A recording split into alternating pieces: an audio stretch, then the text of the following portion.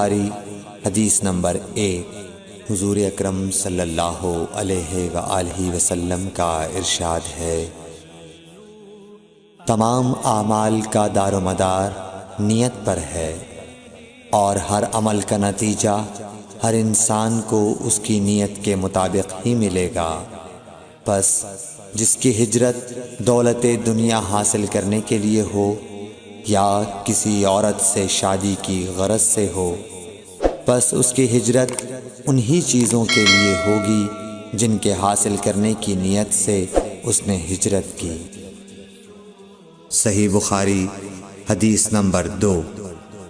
حضور اکرم صلی اللہ علیہ وآلہ وسلم نے فرمایا کہ وحی نازل ہوتے وقت کبھی مجھ کو گھنٹی کی سی آواز محسوس ہوتی ہے، اور وحی کی یہ کیفیت مجھ پر بہت شاخ گزرتی ہے۔ جب یہ کیفیت ختم ہوتی ہے تو میرے دل و دماغ پر اس فرشتے کے ذریعے نازل شدہ وحی محفوظ ہو جاتی ہے، اور کسی وقت ایسا ہوتا ہے کہ فرشتہ بشکل انسان میرے پاس آتا ہے اور مجھ سے کلام کرتا ہے، پس میں اس کا کہا ہوا یاد رکھ لیتا ہوں۔ صحیح بخاری حدیث نمبر 3۔ حضرت صلی اللہ علیہ وآلہ وسلم پر وحی کا ابتدائی دور اچھے سچے پاکیزہ خوابوں سے شروع ہوا۔ آپ خواب میں جو کچھ دیکھتے وہ صبح کی روشنی کی طرح صحیح اور سچا ثابت ہوتا۔ پھر من جانب قدرت آپ تنہائی پسند ہو گئے، اور آپ نے غار حرا میں خلوت نشینی اختیار فرمائی، اور کئی دن اور رات وہاں مسلسل عبادت اور یاد الہی و ذکر میں مشغول رہنے لگے۔ جب تک گھر آنے کو دل نہ چاہتا توشہ ہمراہ لیے ہوئے وہاں رہتے۔ توشہ ختم ہونے پر ہی اہلیہ محترمہ حضرت خدیجہ رضی اللہ تعالی عنہا کے پاس تشریف لاتے، اور کچھ توشہ ہمراہ لے کر پھر وہاں جا کر خلوت گزین ہو جاتے۔ یہی طریقہ جاری رہا یہاں تک کہ آپ پر حق منکشف ہو گیا، اور آپ غار حرا ہی میں قیام پذیر تھے کہ اچانک حضرت جبرائیل علیہ السلام آپ کے پاس حاضر ہوئے اور کہنے لگے کہ اے محمد پڑھو۔ آپ فرماتے ہیں کہ میں نے کہا کہ میں پڑھنا نہیں جانتا۔ آپ صلی اللہ علیہ وسلم فرماتے ہیں کہ فرشتے نے مجھے پکڑ کر اتنے زور سے بھینچا کہ میری طاقت جواب دے گئی، پھر مجھے چھوڑ کر کہا پڑھو۔ میں نے پھر وہی جواب دیا کہ میں پڑھا ہوا نہیں ہوں۔ اس فرشتے نے مجھ کو نہایت ہی زور سے بھینچا کہ مجھ کو سخت تکلیف محسوس ہوئی، پھر اس نے کہا کہ پڑھ۔ میں نے کہا میں پڑھا ہوا نہیں ہوں۔ فرشتے نے تیسری بار مجھ کو پکڑا اور تیسری مرتبہ پھر مجھ کو بھینچا، پھر مجھے چھوڑ دیا اور کہنے لگا کہ پڑھو، اپنے رب کے نام کی مدد سے جس نے پیدا کیا اور انسان کو خون کی پھٹکی سے بنایا، پڑھو، اور آپ کا رب بہت ہی مہربانیاں کرنے والا ہے۔ پس یہی آیتیں آپ حضرت جبرائیل علیہ السلام سے سن کر اس حال میں غار حرا سے واپس ہوئے کہ آپ کا دل اس انوکھے واقعے سے کانپ رہا تھا۔ آپ حضرت خدیجہ کے ہاں تشریف لائے اور فرمایا کہ مجھے کمبل اوڑھا دو، مجھے کمبل اوڑھا دو۔ لوگوں نے آپ کو کمبل اوڑھا دیا۔ جب آپ کا ڈر جاتا رہا تو آپ نے اپنی زوجہ محترمہ حضرت خدیجہ رضی اللہ تعالی عنہا کو تفصیل کے ساتھ یہ واقعہ سنایا، اور فرمانے لگے کہ مجھ کو اب اپنی جان کا خوف ہو گیا ہے۔ آپ کی اہلیہ محترمہ حضرت خدیجہ رضی اللہ تعالی عنہا نے آپ کی ڈھارس بندھائی اور کہا کہ آپ کا خیال صحیح نہیں ہے، اللہ کی قسم آپ کو اللہ کبھی رسوا نہیں کرے گا، آپ تو اخلاق فاضلہ کے مالک ہیں، آپ تو کنبہ پرور ہیں، بے کسوں کا بوجھ اپنے سر پر رکھتے ہیں، مفلسوں کے لیے آپ کماتے ہیں، مہمان نوازی میں آپ بے مثال ہیں، اور مشکل وقت میں آپ امر حق کا ساتھ دیتے ہیں۔ ایسے اوصاف حسنہ والا انسان یوں بے وقت ذلت و خواری کی موت نہیں پا سکتا۔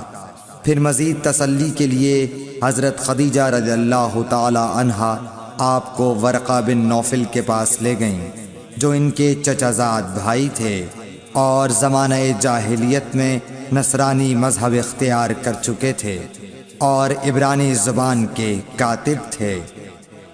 چنانچہ انجیل کو بھی حسب منشاء خداوندی عبرانی زبان میں لکھا کرتے تھے۔ انجیل سریانی زبان میں نازل ہوئی تھی، پھر اس کا ترجمہ عبرانی زبان میں ہوا۔ ورقہ اسی کو لکھتے تھے۔ وہ بہت بوڑھے ہو گئے تھے، یہاں تک کہ ان کی بینائی بھی رخصت ہو چکی تھی۔ حضرت خدیجہ رضی اللہ تعالی عنہا نے ان کے سامنے آپ کے حالات بیان کیے اور کہا کہ اے چچا زاد بھائی، اپنے بھتیجے محمد صلی اللہ علیہ وسلم کی زبانی ذرا ان کی کیفیت سن لیجئے۔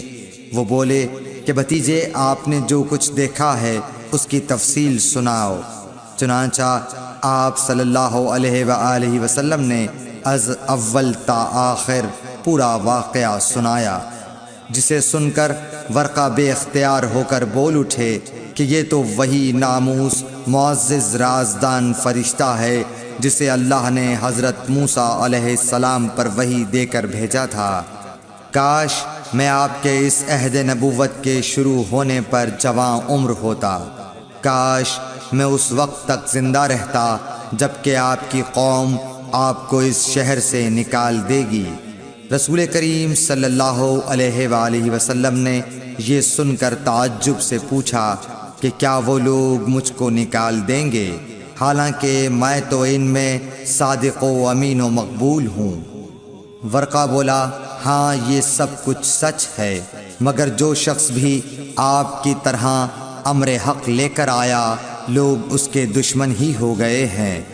اگر مجھے آپ کی نبوت کا وہ زمانہ مل جائے تو میں آپ کی پوری مدد کروں گا، مگر ورقہ کچھ دنوں کے بعد انتقال کر گئے۔ پھر کچھ عرصے تک وحی کی آمد موقوف رہی۔ صحیح بخاری حدیث نمبر 4۔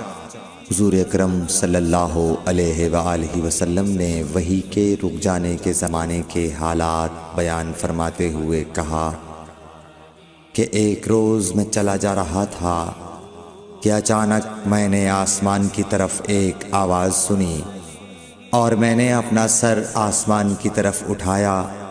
کیا دیکھتا ہوں کہ وہی فرشتہ جو میرے پاس غار حرا میں آیا تھا وہ آسمان و زمین کے بیچ میں ایک کرسی پر بیٹھا ہوا ہے۔ میں اس سے ڈر گیا اور گھر آنے پر میں نے پھر کمبل اوڑھنے کی خواہش ظاہر کی۔ اس وقت اللہ پاک کی طرف سے یہ آیات نازل ہوئیں، اے لحاف اوڑھ کر لیٹنے والے، اٹھ کھڑا ہو اور لوگوں کو عذاب الہی سے ڈرا، اور اپنے رب کی بڑائی بیان کر، اور اپنے کپڑوں کو پاک صاف رکھ اور گندگی سے دور رہ۔ اس کے بعد وہی تیزی کے ساتھ پے در پے آنے لگی۔ صحیح بخاری حدیث نمبر 5۔ رسول اللہ صلی اللہ علیہ وآلہ وسلم نزول قرآن کے وقت بہت سختی محسوس فرمایا کرتے تھے، اور اس کی علامتوں میں سے ایک یہ تھی کہ یاد کرنے کے لیے آپ اپنے ہونٹوں کو ہلاتے تھے۔ ابن عباس رضی اللہ تعالیٰ عنہ نے کہا، میں اپنے ہونٹوں کو ہلاتا ہوں جس طرح آپ ہلاتے تھے۔ سعید کہتے ہیں، میں بھی اپنے ہونٹ ہلاتا ہوں جس طرح ابن عباس رضی اللہ تعالیٰ عنہ کو میں نے ہلاتے دیکھا۔ پھر انہوں نے اپنے ہونٹ ہلائے۔ ابن عباس رضی اللہ تعالیٰ عنہ نے کہا، پھر یہ آیت اتری کہ اے محمد، قرآن کو جلد جلد یاد کرنے کے لیے اپنی زبان نہ ہلاؤ، اس کا جمع کر دینا اور پڑھا دینا ہمارا ذمہ ہے۔ حضرت ابن عباس رضی اللہ تعالی عنہ کہتے ہیں، یعنی قرآن آپ صلی اللہ علیہ وآلہ وسلم کے دل میں جما دینا اور پڑھا دینا ہمارے ذمے ہے۔ پھر جب ہم پڑھ چکے تو اس پڑھے ہوئے کی اتباع کرو۔